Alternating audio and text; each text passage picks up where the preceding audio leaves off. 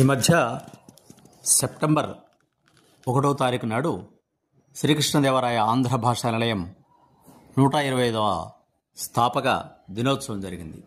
ఆ సందర్భంగా శ్రీ సగనభట్ల నరసయ్య గారు శ్రీకృష్ణదేవరాయ ఆంధ్ర భాషా నిలయ వైభవం అనే నాటకాన్ని రచించారు.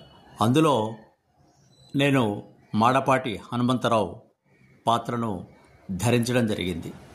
మా మిత్రులు చాలామంది అనేక పాత్రలను ధరించారు. అందులో మొదటి సన్నివేశంలో ఒక చిన్న క్లిప్పింగ్